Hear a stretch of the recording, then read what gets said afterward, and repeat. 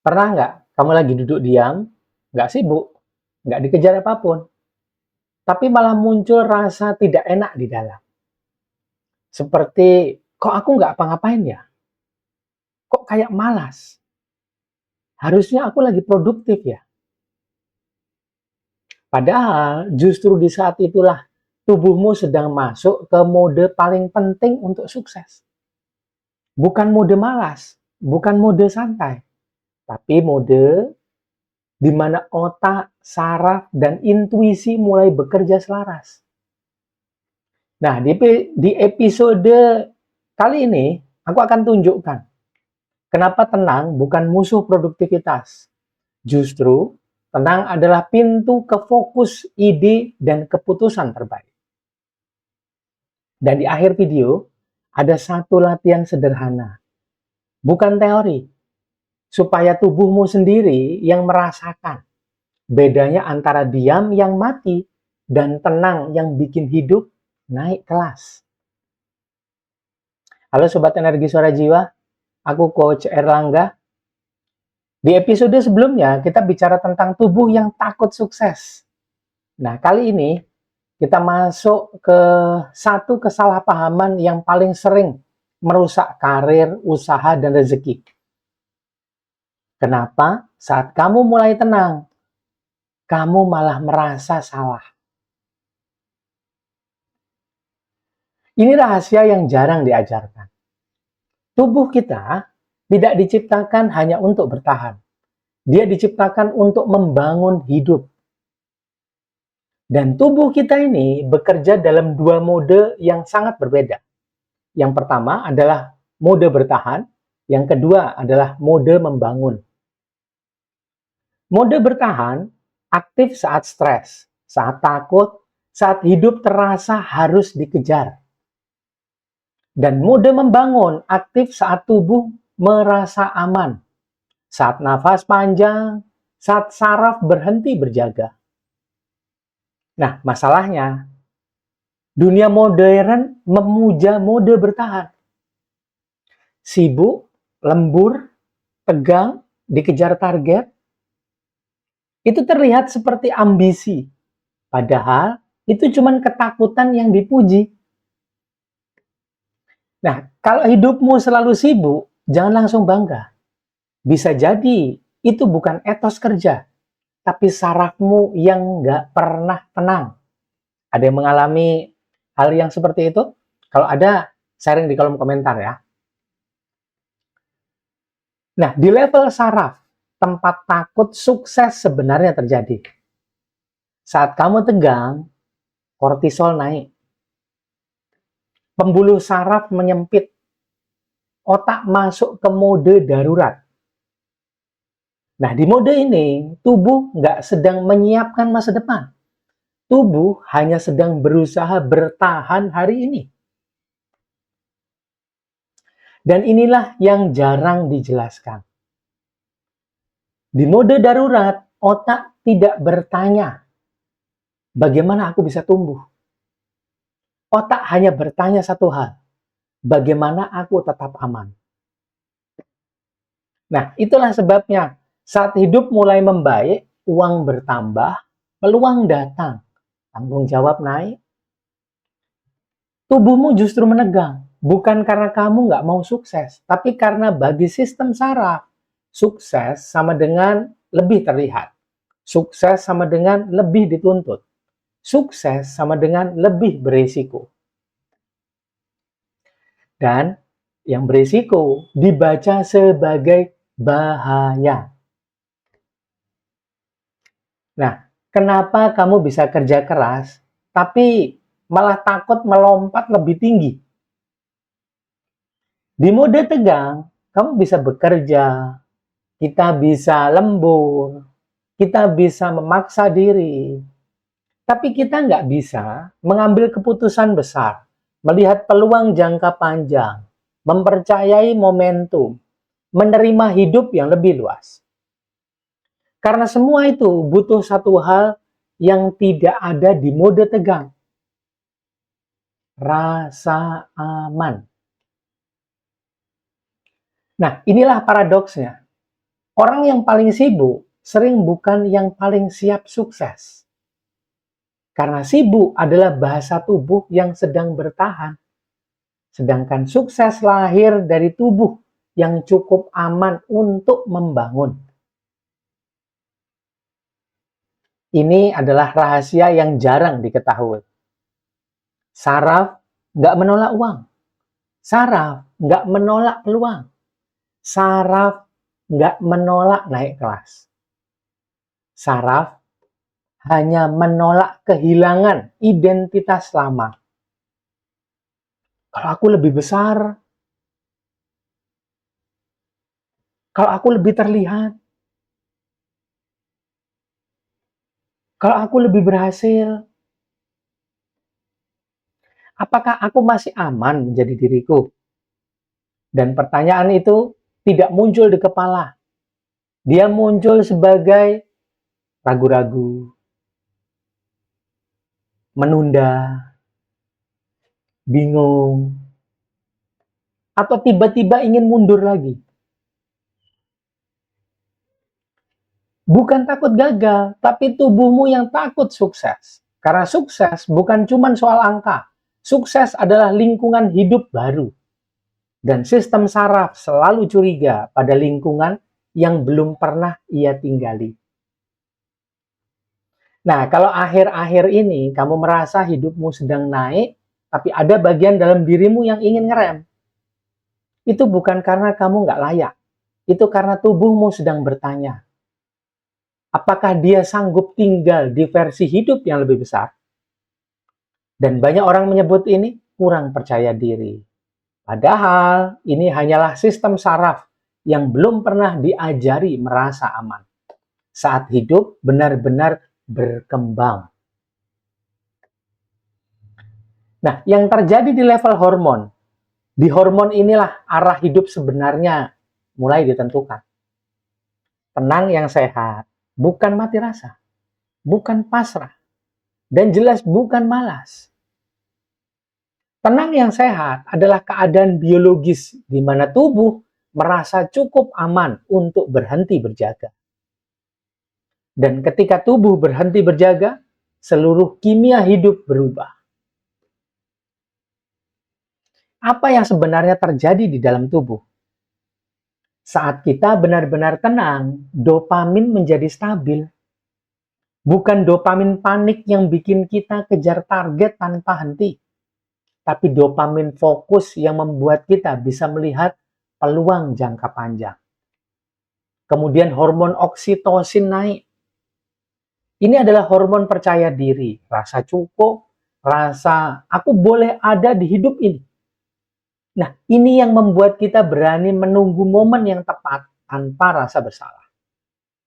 Kemudian ada hormon serotonin yang naik juga. Ini adalah hormon arah, harga diri, dan kejelasan identitas. Ini yang membuat kita jadi tahu, aku ini siapa? Dan kemana harus aku melangkah? Nah, ini adalah trio hormon yang membuat manusia biasa memikirkan gambaran besar, mengambil keputusan besar, mengambil keputusan besar, dan menahan hidup yang besar. Bukan hormon malas, ini hormon yang bisa disebut sebagai arsitek hidup. Nah, kenapa orang yang selalu stres sulit benar-benar sukses? Saat tubuh hidup dalam stres kronis, hormon kortisol tinggi, hormon dopamin naik turun, hormon oksitosin ditekan, dan hormon serotonin merosot. Tubuh kita mungkin sih selalu aktif, tapi kompas batin kita yang jadi mati. Kita bisa sibuk, kita bisa produktif, kita bisa terlihat hebat, tapi di dalam sini kita nggak tahu. Ini arah hidupku, atau aku cuma lari dari rasa nggak aman ya? Dan disinilah banyak orang yang gagal di level besar. Bukan karena mereka kerja keras, tapi karena tubuh mereka nggak pernah masuk ke kimia yang membangun. The alchemy of building life bigger than before. Nah, ini ada kaitan langsung dengan takut sukses. Karena sukses sejati membutuhkan hormon yang stabil, rasa aman biologis, tubuh yang tidak berjaga. Nah, karena untuk memimpin, untuk membuat keputusan besar, untuk memegang hasil besar, dan nggak kabur dari hidup yang luas, kita perlu tenang di level hormon, bukan di pikiran, bukan tahu ayat, bukan tahu apa kata orang-orang hebat, bukan apa yang kita hafalkan, bukan, tapi di hormon-hormon. Dan disinilah tragedinya. Saat hidup mulai naik kelas, banyak orang yang justru kembali ke stres. Kenapa? Karena tubuhnya lebih kenal kimia bertahan daripada kimia membangun. Itulah yang orang sebut bukan takut gagal, tapi takut sukses. Ini ada di video sebelumnya ya. Jangan lupa nonton video sebelumnya, ini adalah sambungannya. Nah, padahal yang sebenarnya takut itu bukan pikiran, tapi hormon yang belum pernah hidup di sana. Di mana? Di tempat sukses. Nah, kalau hidupmu terasa penuh usaha tapi kosong arah, itu bukan kurang niat, itu bukan kurang iman. Itu hormonmu yang hidup di medan yang salah. Dan ironisnya, banyak orang yang mencoba mengubah masa depan dengan pikiran. Padahal yang perlu dipindahkan adalah kimia tubuhnya. Nah, kalau kamu mau jujur, kamu bisa merasakannya sekarang kok. Nah, apa yang terjadi di level energi jiwa dan PCT, energi spiritual yang keluar dari percikan cahaya Tuhan atau ruh? Disinilah hidupmu sebenarnya disuplai. Percikan cahaya Tuhan atau ruh bukan ide di kepala, bukan apa yang kita ingat, bukan kata-kata orang yang kita ingat, bukan. Dia adalah arus hidup yang masuk ke tubuh. Dia nggak datang sebagai kalimat, dia datang sebagai rasa ini tepat, dorongan halus, dan kejelasan yang muncul tanpa perlu debat. Dan inilah rahasia yang jarang dibicarakan. Percikan cahaya Tuhan atau ruh nggak masuk lewat pikiran. Percikan cahaya Tuhan atau ruh masuk lewat tubuh yang cukup tenang untuk menerima. Nah, kenapa tenang justru membuat hidup bergerak? Karena saat hidup tegang, karena saat tubuh kita tegang, nafas jadi pendek, dada nahan, perut mengunci, medan hidup di dalam diri jadi menyempit, dan cahaya nggak pernah memaksa masuk ke ruang yang menutup. Bukan karena pencipta menjauh, tapi karena wadah kita yang mengecil. Tenang yang sehat justru melakukan kebalikannya. Saraf melunak, hormon survival turun, dan ruang di dalam tubuh jadi melebar. Dan ketika ruang melebar, energi spiritual dari PCT mulai mengalir. Bagaimana PCT bekerja saat tubuh tenang? Ini penjelasannya, Sob. Energi spiritual dari PCT nggak datang sebagai ledakan spiritual. Dia datang sebagai ketetapan hidup. Ketepatan hidup. Tiba-tiba kita tahu harus menghubungi siapa. Tiba-tiba kita tahu harus menunggu. Tiba-tiba kita tahu kapan harus melangkah. Itu bukan karena kita pintar, tapi karena jiwa mendapat supply. Itulah yang orang sebut sebagai intuisi. Padahal itu adalah arus hidup yang akhirnya bisa masuk dan mengalir. Kenapa orang yang panik itu sering kehilangan arah? Dari yang pertama tadi, Dari yang barusan sebelum ini, dirimu jadi tahu. Banyak orang yang berkata, aku bingung, aku nggak tahu harus bagaimana. Padahal jiwanya nggak bingung. Tubuhnya cuma terlalu tegang untuk mendengar. Karena PCT, percikan cahaya Tuhan atau ruh, berbicara lewat rasa halus, tarikan kecil, dorongan lembut. Dan bahasa itu nggak bisa terdengar oleh tubuh yang selalu berjaga. Tenang, itu bukan diam. Tapi tenang adalah saat hidup masuk. Tenang bukan berarti kamu berhenti. Tenang adalah saat hidup mulai mengalir ke dalam diri kita. Dirimu, diriku, kita semua. Nah, di sanalah intuisi muncul, keputusan terasa jelas. Peluang terlihat sebelum orang lain melihatnya. Bukan karena kita lebih pintar, tapi karena jiwa kita sedang tersambung ke arusnya. Nah, kalau kamu jarang mendapat rasa, aku tahu harus bagaimana. Bukan karena jiwamu tertutup, tapi karena tubuhmu terlalu sibuk berjaga. Dan lucunya, banyak orang yang menyebut itu sebagai kurang iman, kurang fokus, dan kurang doa. Padahal seringkali yang kurang hanyalah tenang yang cukup supaya hidup bisa masuk. Nah, apa yang terjadi di level pikiran? Ini tempat banyak orang sering keliru. Ini bagian yang juga jarang diakui. Pikiran kita nggak diciptakan untuk menciptakan masa depan. Pikiran diciptakan untuk melindungi sistem saraf. Artinya, pikiran nggak bertanya, apa yang bisa membuat hidupku berkembang? Dia bertanya, apa yang membuat tubuhku tetap aman?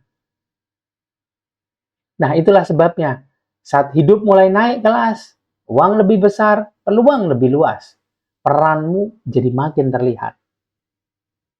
Pikiran nggak berkata, wah, ini pertumbuhan nih. Dia berkata, ini bahaya nih. Karena pertumbuhan selalu berarti lebih terlihat, lebih dituntut, lebih bisa jatuh. Dan bagian sistem saraf, dan bagi sistem saraf, itu bukan sukses. Itu adalah resiko. Nah, kenapa ini disebut takut gagal? Padahal bukan. Yang sering terjadi sebenarnya kayak gini nih, Sob. Pikiran mencoba menarik kita kembali ke versi hidup yang lebih sempit, tapi lebih familiar bagi tubuh. Dan dia melakukannya dengan cara yang terlihat pintar. Membenci, ke versi hidup yang lebih sempit, tapi lebih familiar bagi tubuh. Dan tubuh melakukannya dengan cara yang kelihatan pintar, kayak gini nih. Misalnya memberi alasan logis. Misalnya menciptakan keraguan rasional. Misalnya berkata, belum waktunya. Misalnya memunculkan risiko yang terdengar dewasa. Bukan karena itu benar, tapi karena itu cukup aman untuk menunda hidup yang lebih besar. Inilah dia kebenaran yang tidak populer. Pikiran nggak memimpin hidupmu, dia hanya menjadi juru bicara dari sistem saraf dan hormon. Nah, kalau tubuh kita belum merasa aman untuk berada di hidup yang lebih besar, maka pikiran akan selalu menemukan argumen. Kenapa kita harus tetap kecil? Dan kita semua akan menyebutnya pertimbangan matang. Padahal seringkali itu hanya ketakutan biologis yang memakai jas logika. Nah, kalau akhir-akhir ini kamu merasa banyak mikir, banyak ragu, banyak alasan yang terdengar masuk akal, kita sama. Coba tuliskan di kolom komentar, nanti aku komentari di sana. Kalau akhir-akhir ini kamu merasa banyak mikir, ragu,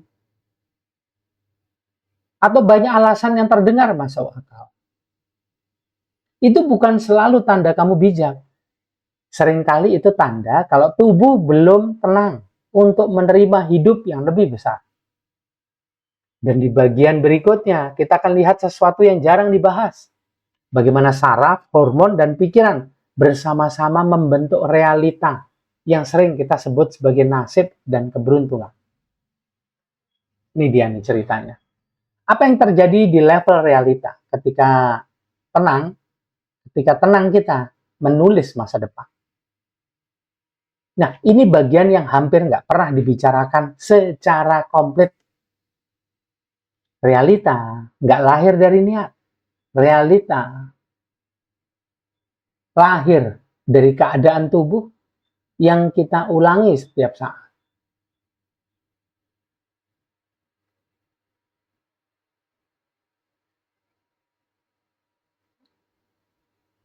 Ini dia. Realita nggak lahir dari niat. Realita nggak lahir dari keadaan tubuh yang kita ulang setiap hari. Karena tubuh yang selalu tegang, nggak hidup di dunia yang luas. Dia hidup di dunia yang terasa darurat. Bangun pagi dengan rasa, ada yang harus dikerjakan nih. Akhirnya hidup dipenuhi mengejar, menutup lubang, menyelamatkan yang hampir jatuh, dan memadamkan krisis kecil. Bukan karena hidupnya buruk, tapi karena sistem sarafnya hanya mengenal dunia yang harus diselamatkan. Nah, orang seperti ini bisa sangat rajin, sangat pekerja keras, sangat terlihat produktif.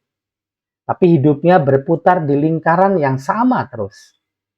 Karena seluruh energinya habis untuk bertahan. Nah, sebaliknya, tubuh yang benar-benar tenang masuk ke dunia yang berbeda. Dia nggak sibuk memadamkan api. Sarafnya cukup rileks untuk mulai melihat. Dia akan melihat pola, ritme, timing, dan arah. Bukan karena dia lebih pintar, tapi karena sistem sarafnya nggak lagi menyempitkan persepsi. Nah, di sanalah ide muncul, peluang terasa, dan langkah terasa pas. Itulah kenapa dua orang bisa hidup di kota yang sama, punya peluang yang sama, punya akses yang sama. Tapi yang satu seperti jalan di treadmill. Dan yang lain seperti sedang ditarik ke level hidup yang baru. Ini bukan nasib, bukan hoki. Nah, itu adalah perbedaan antara tubuh yang hidup di mode bertahan dan tubuh yang sudah masuk ke mode membangun. Dan mode membangun hanya hidup di satu tempat.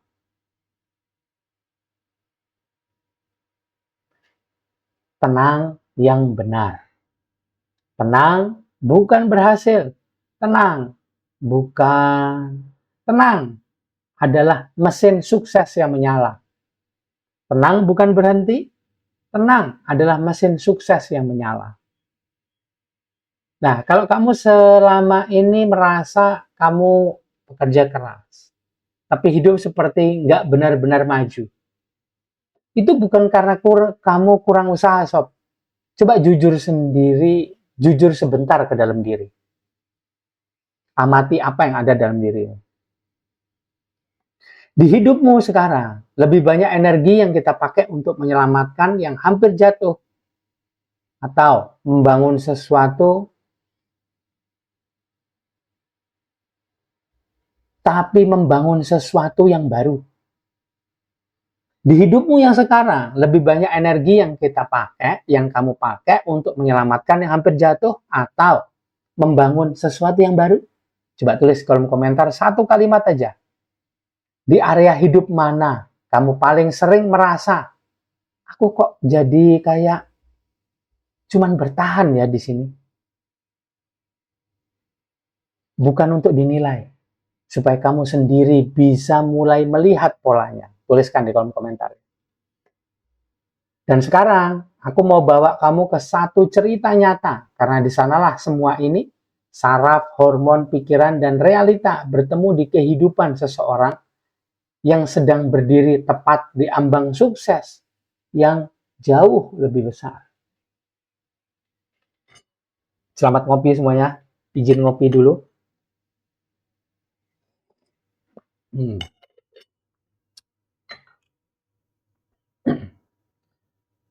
Aku pernah menangani seorang klien, pengusaha yang cerdas, usahanya jalan bagus, uangnya ada, banyak kalau dia.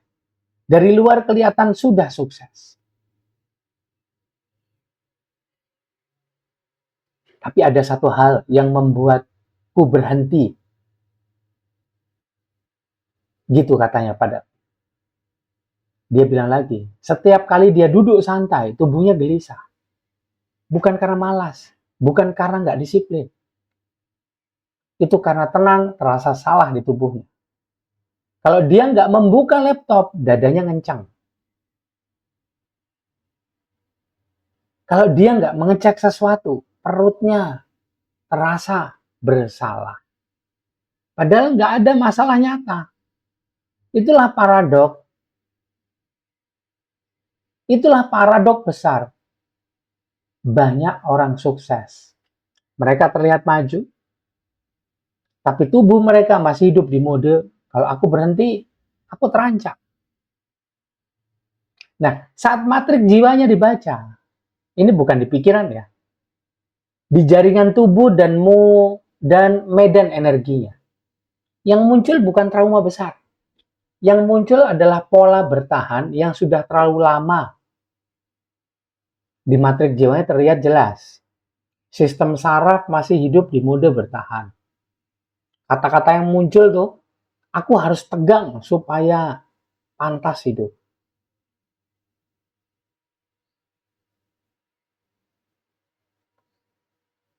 Sistem saraf masih hidup di mode aku harus tegang supaya pantas hidup. Yang terjadi di cakra perut, identitas, kendali, rasa layak, itu masih menahan dan mengeras. Di cakra anahata di dada, di situ tempatnya arah, makna hidup, dan panggilan hidup. Tapi sudah ingin membuka fase baru. Dan energi spiritual dari PCT-nya sudah bergerak ke level berikutnya. Tapi tubuhnya belum ikut. Jiwanya siap naik kelas, tapi tubuhnya masih memakai peta lama. Dan disitulah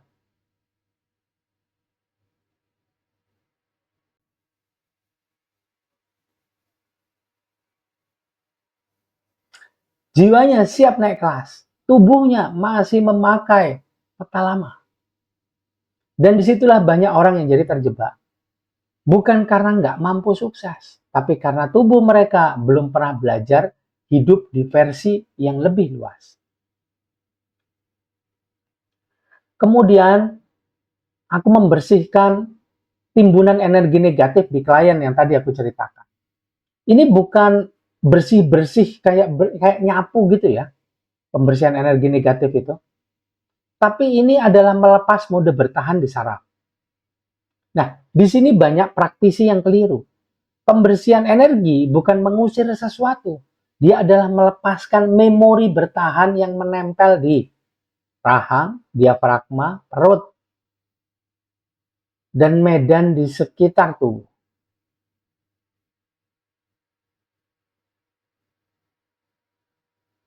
Nah, di program privat, kita nggak sekedar membayangkan cahaya. Kita membaca di bagian mana tubuh masih berkata, aku harus tegang supaya pantas hidup. Nah, disitulah energi lama dilepas, bukan dengan sugesti, tapi dengan membuka titik saraf yang selama ini mengunci.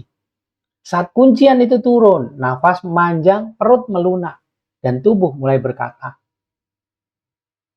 mungkin aman untuk tidak berjaga. Nah, yang terjadi di level energi spiritual dari PCT atau ruh adalah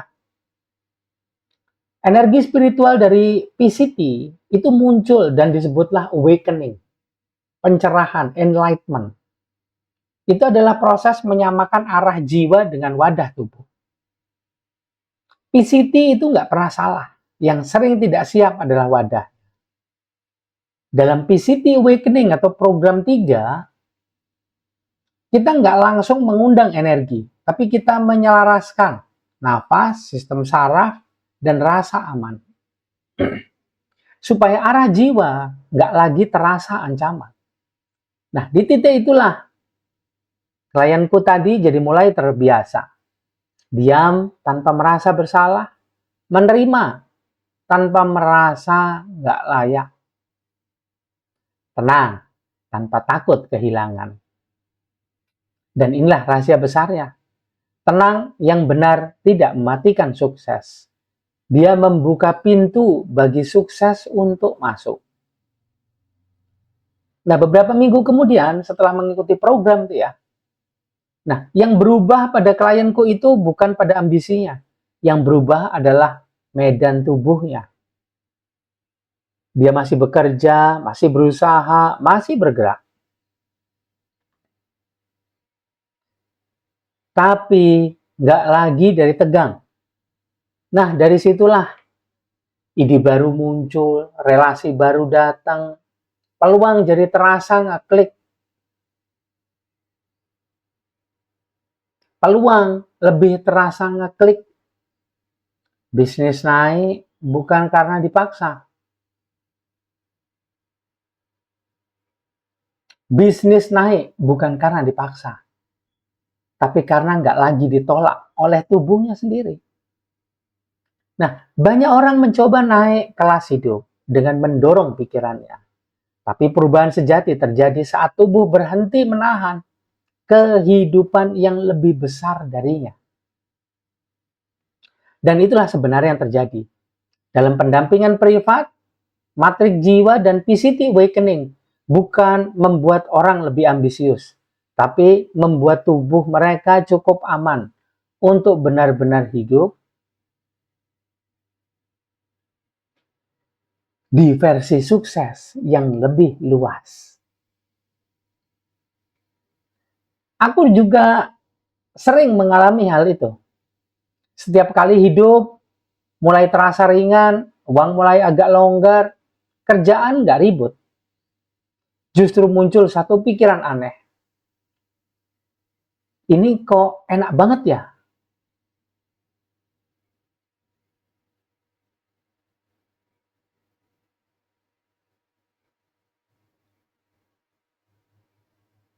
Setiap kali hidup mulai terasa ringan, uang mulai agak longgar, kerjaan nggak ribut.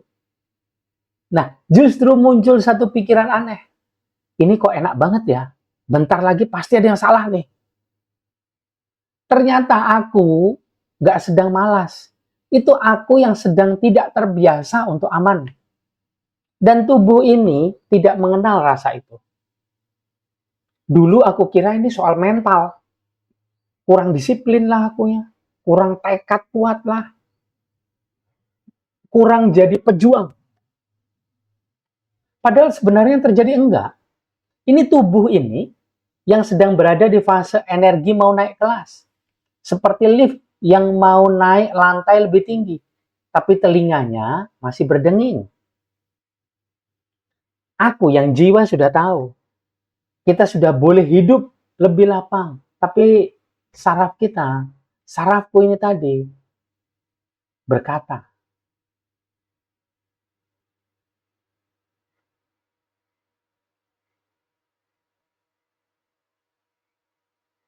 jiwa sudah tahu, kita sudah boleh hidup lebih lapang. Tapi saraf berkata, di lantai ini kita belum pernah selamat loh. Maaf ya badan. Ada ngerasain hal yang sama? Tos dulu kita. Nah, disitulah aku mulai melihat sesuatu yang lucu ke diriku sendiri. Setiap kali aku mulai duduk tenang, nggak ada masalah, nggak ada krisis. Tiba-tiba aku cari sesuatu untuk dikerjakan. Buka laptop, bikin rencana, ngulik hal kecil. Bukan karena rajin, tapi karena tubuhku takut kalau hidup terlalu baik. Seperti orang yang sudah lama tinggal di kos sempit, terus tiba-tiba masuk ke rumah besar. Bukannya nyantai, tapi dia malah bingung. Ini beneran buat aku apa enggak ya? Nah, yang lebih lucu lagi, ini cerita tentang aku ya. Yang lebih lucu lagi, aku dulu mengira kalau aku diam, energi dari PCT berhenti kerja. Padahal justru kebalikannya loh ya. Di saat tubuh berhenti berjaga, nafas melembut, rahang nggak ngunci, disitulah PCT paling aktif. Karena energi spiritual dari PCT nggak masuk lewat usaha. Dia masuk lewat wadah yang tidak menolak.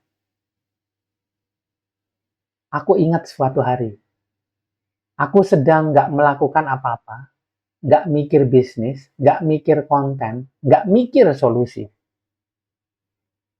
Dan tiba-tiba sebuah ide besar tuh muncul, sob. Bukan dipikirin, tapi jatuh seperti ilham, wahyu. Sih. Ting! Dan tiba-tiba aku lakukan. Aku jadi ketawa sendiri. Oh, ternyata aku bukan takut gagal. Tapi aku takut hidupku jadi lebih besar di versi lama diriku.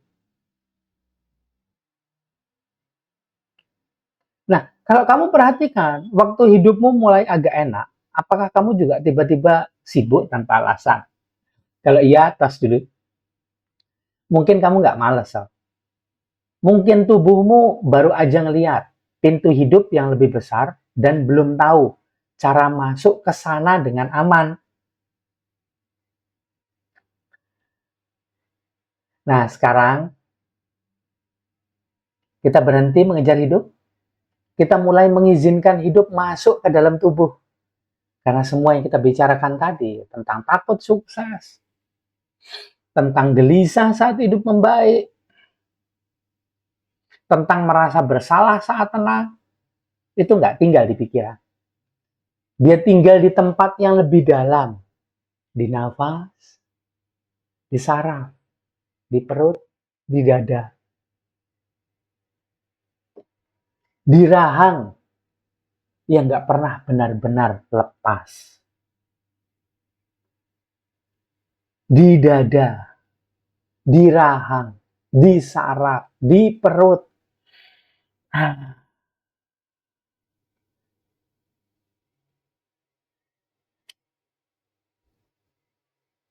Yang nggak pernah benar-benar terlepas dari tegang. Tenang, bukan ide. Tenang, bukan sikap. Tenang, bukan niat. Tenang adalah keadaan biologis saat tubuh berhenti berkata, aku harus siap kalau sesuatu yang buruk terjadi. Duh, gue banget. Tenang adalah keadaan biologis saat tubuh berhenti berkata, aku harus siap kalau sesuatu yang buruk terjadi. Dan justru di sanalah mode membangun hidup menyala. Sih. Inilah yang jarang diajarkan. Banyak orang bicara tentang jiwa, cahaya, ruh, visi hidup, tapi lupa satu hal, wadahnya. Karena nggak ada visi yang bisa tinggal di tubuh yang terus berjaga. PCT nggak mengalir ke saraf yang panik. Dia mengalir ke tubuh yang cukup aman untuk menerima hidup yang lebih besar. Nanti suatu saat, kita akan jadi tahu. Kalau kita tegang, yang mengalir, energi spiritual yang mengalir, itu membawa lapisan yang namanya diri palsu. Bagian jiwa yang sering disebut sebagai jiwa ego, amarah, keinginan. Bukan lapisan jiwa yang disebut sebagai diri sejati. Jadi, sebentar lagi, kita nggak akan mencoba jadi lebih rajin. Kita nggak akan mencoba jadi lebih spiritual. Kita hanya akan mengizinkan tubuh kita berhenti sedikit dari mode bertahan. Nah, kalau di tengah latihan nanti ada bagian dirimu yang ingin gelisah, ingin ngecek HP, ingin ngapain aja. Itu bukan gagal fokus. Itu tanda tubuhmu sedang belajar hidup tanpa jaga-jaga. Yuk, kita mulai. Duduklah. Nggak perlu terlihat kusuk. Nggak perlu terlihat kuat. Duduk santai. Cukup hadir. Karena disinilah tenang berubah menjadi mesin sukses yang sesungguhnya. Dan kita mulai. Santai dulu. Santai. Posisinya duduk tegak, tapi jangan kaku ya. Jangan kaku, tangan kiri di dada, tangan kanan di perut. Sekarang kita rasakan dulu tubuh kita ini. Rasakan tubuhnya. Rasakan tubuhnya. Apakah dada terasa seperti nahan? Dada. Apakah perut mengeras? Apakah rahang menggigit? Apakah kaki ingin bergerak? Jangan diubah. Tubuh nggak sedang salah. Tubuh sedang menunjukkan, beginilah aku bertahan selama ini.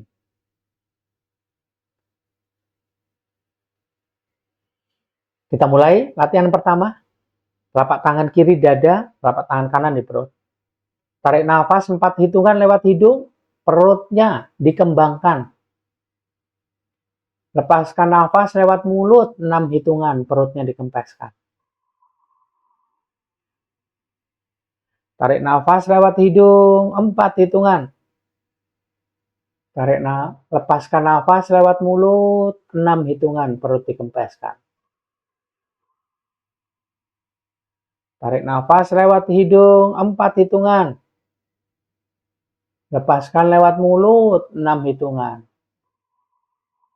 Perutnya kempesin.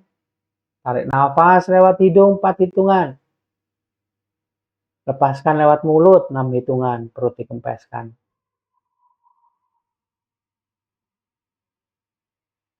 Biarkan hembusan selalu lebih panjang daripada nariknya. Karena hembusan yang panjang adalah bahasa biologis ke saraf. Tidak ada yang sedang mengejar kita. Tidak ada yang sedang mengejar kita. Tarik nafas lewat hidung, 4 hitungan. Lepaskan lewat mulut, 6 hitungan.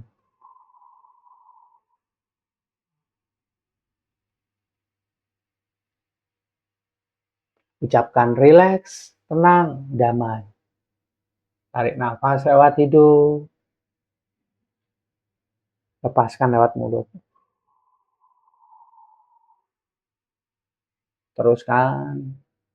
Yang dilepas bukan cuman udara. Yang dilepas perlahan-lahan adalah pola lama. Harus siap. Tarik nafas lewat hidung. Lepaskan lewat mulut. Yang dilepas adalah harus waspada. Yang dilepas adalah siap jatuh. Yang dilepas adalah harus tegang supaya layak hidup. Tarik nafas lewat hidung. Lepaskan lewat mulut. Itulah pola hidup kecil, pola yang dulu menyelamatkan kita, tapi sekarang membuat kita nggak bisa tinggal di hidup yang lebih besar. Sekarang diam sebentar. Rasakan seluruh bagian tubuhmu. Rasakan. Biarkan tubuh berhenti sebentar. Kenapa? Karena di titik ini, sarafmu sedang melepas identitas lama. Aku aman kalau aku tegang. Aku aman kalau aku sibuk. Aku aman kalau siap jatuh. Nah, kalau kita langsung masuk ke mode sukses tanpa jeda, tubuh akan berkata, terlalu cepat dan kembali ngunci. Manfaatkan jeda ini. Ini adalah momen berani, karena disinilah tubuh berkata, aku nggak tahu siapa aku tanpa berjaga, tapi aku mau nyoba.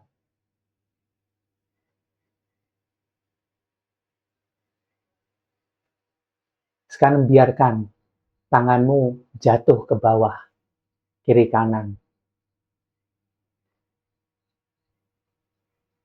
Seperti orang yang baru aja membawa koper yang berat. Tarik nafas lewat hidung. Bawa tangan naik ke atas. Kemudian lepaskan tangan ke bawah sambil bungkukkan tubuhmu. Sambil lepaskan nafas lewat mulut. Lagi, tarik nafas lewat hidung. Lepasinnya lewat mulut ya. Buka mulutnya lebar. Kemudian, gitu. Lepaskan ke bawah. Waktu ngelepas, jangan ditahan, langsung lepaskan, jatuhkan. Lagi, tarik nafas lewat hidung. Lepaskan ke bawah.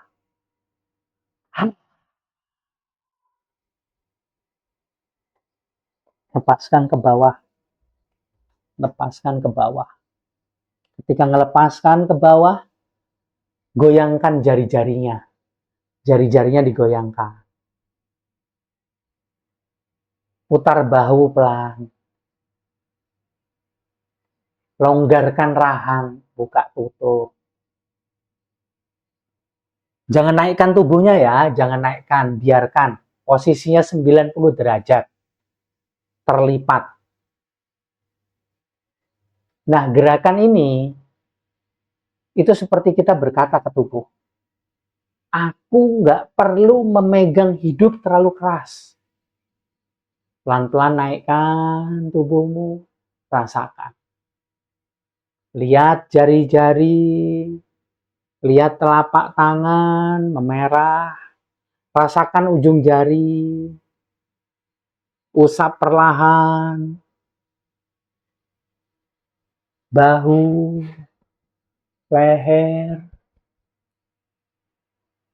raha, usap pelan.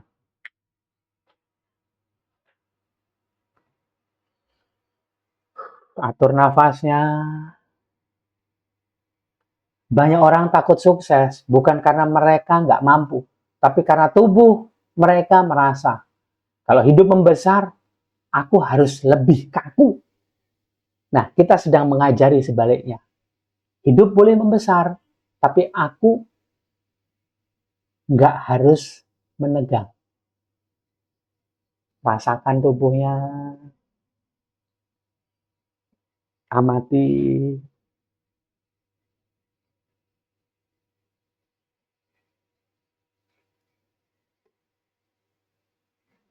Kembali taruh telapak tangan kiri di dada, telapak tangan kanan di perut. Kita mulai tahap kedua, menetap di aman.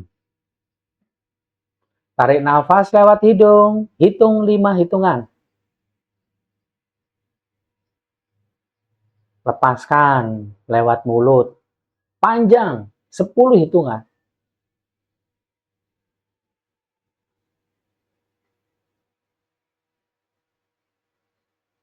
Tarik nafas lewat hidung, 5 hitungan. Tahan, hitung 7. Lepaskan 10 hitungan.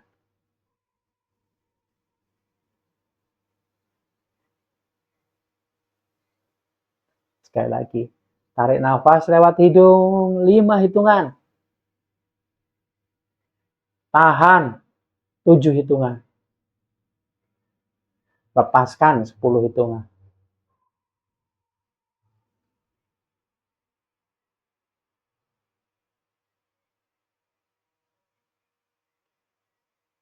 Sekarang berhenti, diam.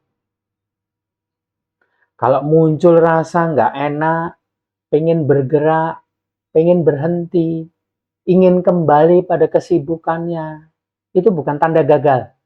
itu tanda tubuhmu sedang berada di ambang mode sukses saraf. Karena sukses sejati bukan cuma angka. Sukses adalah mampu tinggal di hidup yang lebih besar tanpa harus kembali mengecil. Diam. Dan wilayah ini adalah wilayah yang dulu belum pernah kamu huni. Diam santai. Diam santai, amati semua. Diam santai. Diam, amati. Jangan lupa pola nafasnya. Tariknya lewat hidung, lepasnya lewat mulut. Biarkan. Berikan jeda sesaat supaya tubuhmu bisa menerima, merekam. Sambil dengarkan ini. Saat nafasmu memanjang tadi, di pikiran muncul cerita lama. Aku harus kerja keras supaya layak. Mulai melembut. Dorongan untuk terus membuktikan diri pelan-pelan turun. Pikiran berhenti panik dan mulai mendengar. Di sistem saraf, mode bertahan yang membuatmu selalu siaga, takut jatuh, takut ketinggalan, mulai reda. Dan sesuatu yang jarang kamu alami mulai menyala, mode membangun. Diam di sana, kita akan masuk ke latihan ketiga. Biarkan dulu tubuhmu. Aku ceritakan apa yang sedang terjadi di sana sambil memberikan jeda. Supaya pikiranmu tahu ini yang sedang terjadi. Supaya kita berikan kesempatan ke saraf untuk keluar dari pola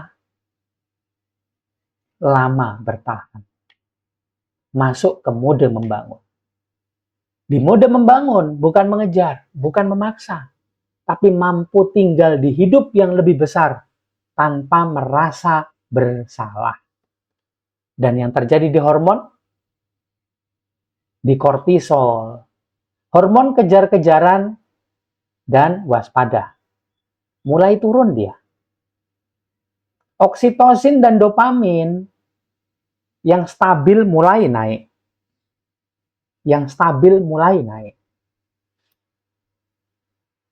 Tubuh mulai membaca pesan yang baru. Aku aman untuk berhasil tanpa tegang. Nah, itulah kimia yang membuat orang bukan hanya sibuk, tapi benar-benar punya arah. Diam di sana sebentar, kita akan masuk ke tahap ketiga.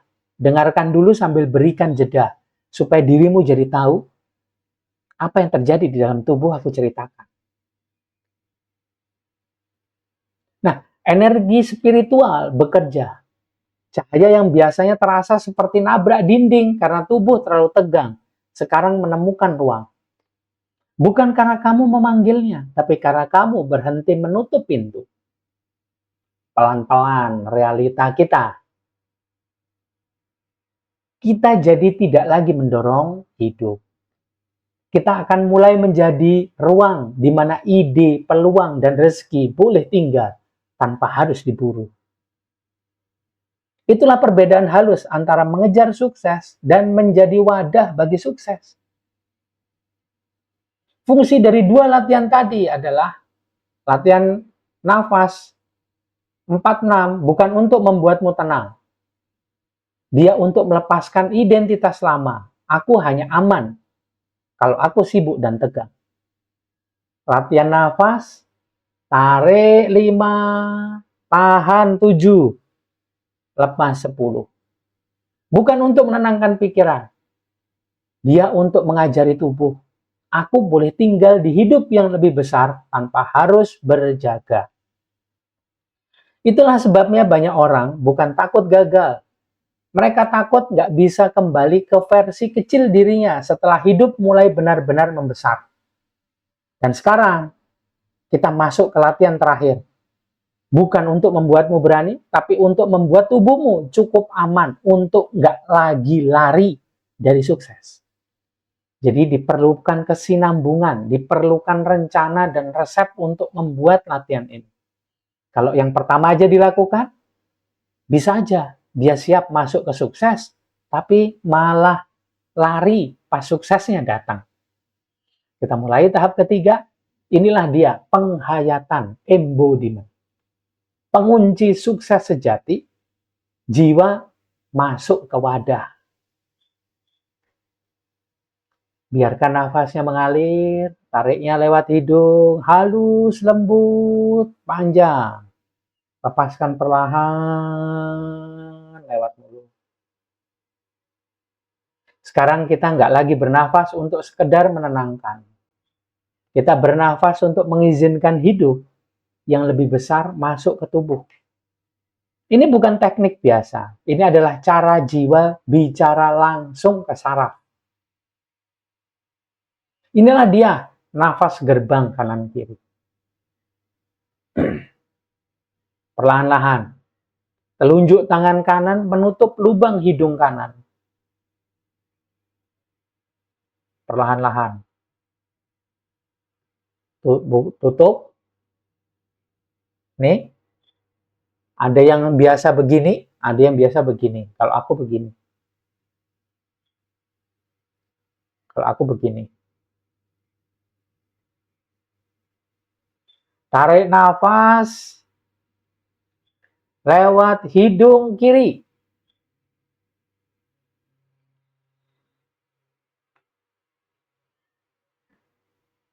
Pindahkan tutupnya.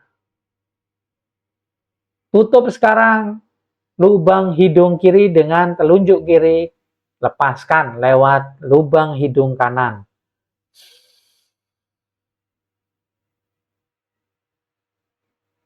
Kita akan membuka satu sisi kehidupan, lalu sisi yang lain seperti membuka dua daun pintu menuju ruang hidup yang lebih luas. Yuk, yang tadi persiapannya, sekarang mulai lagi. Putaran pertama, tarik nafas perlahan lewat hidung kiri, hidung kanan ditutup.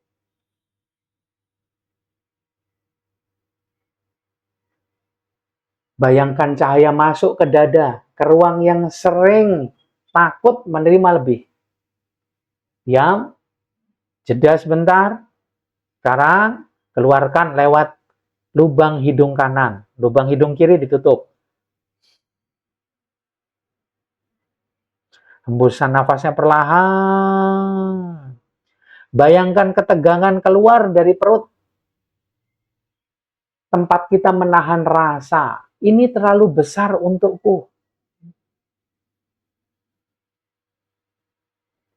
Putaran pertama. Putaran kedua.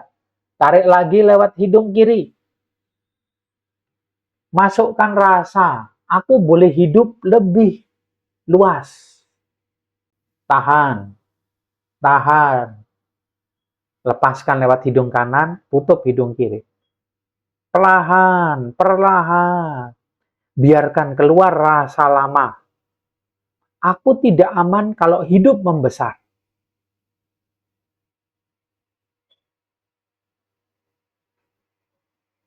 Itulah putaran kedua. Sekarang putaran ketiga. Kembali, tutup hidung kanan. Tarik lewat kiri. Masuklah cahaya, izin, dan kapasitas. Sekarang hembuskan lewat kanan. Perlahan. Inilah dia kontraksi lama, kewaspadaan, dan kebiasaan mengecilkan diri.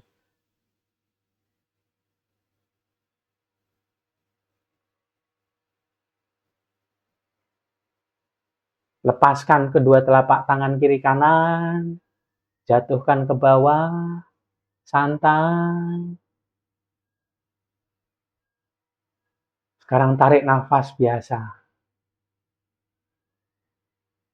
Tarik nafas biasa. Sekarang arahkan perhatianmu. 50% di dada, 50% di perut. Kemudian hembuskan 100%. Sambil rasakan seluruh bagian tubuhmu.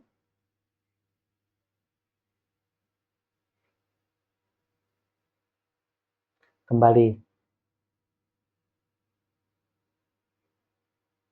Tarik nafas lewat hidung, halus, lembut, dan panjang. Perlahan, perlahan.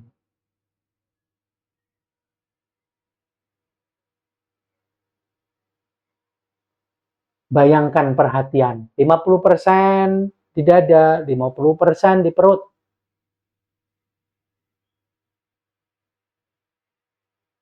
Kemudian lepaskan. Lepaskan nafas lewat mulut, sambil rasakan seluruh bagian tubuhmu.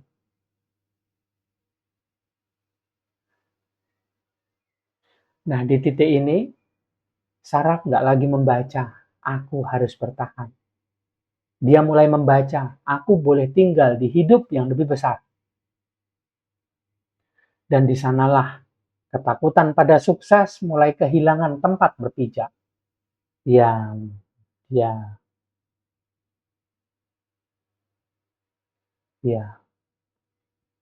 Lepaskan nafas, habiskan nafas, tahan, ucapkan.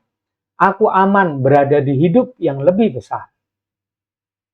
Diam. Kemudian bernafas biasa. Rasakan kalimat yang dirimu ucapkan. Aku aman berada di hidup yang lebih besar tadi.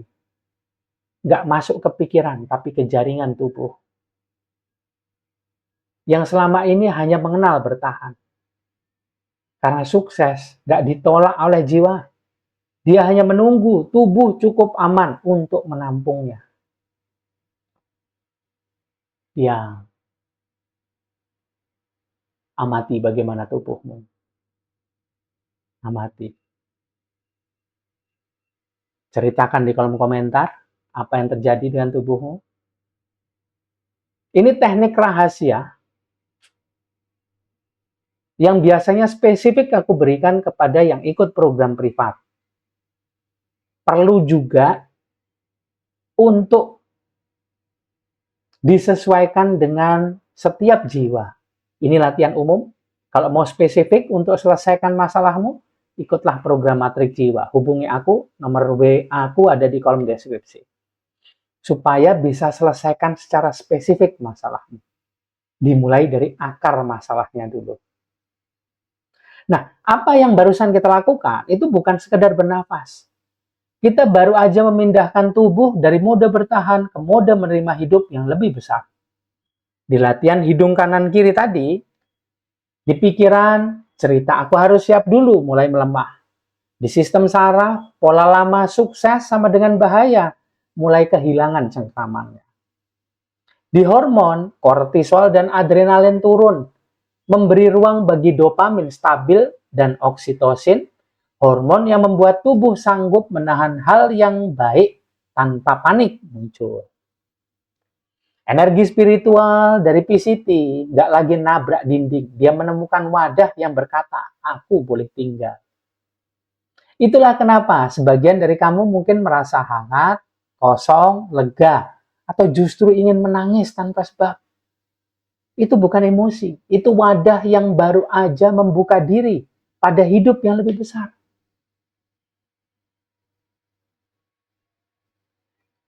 Banyak yang cerita tentang teorinya, filsafatnya, tapi prakteknya bagaimana? Ada yang bisa bercerita prakteknya, tapi nggak tahu di balik praktek apa yang terjadi. Apa yang dirimu dapatkan bersama-sama di sini adalah keseluruhannya. Tuliskan di kolom komentar, bukan dari pikiran, tapi dari tubuh. Apa yang paling terasa setelah latihan ini?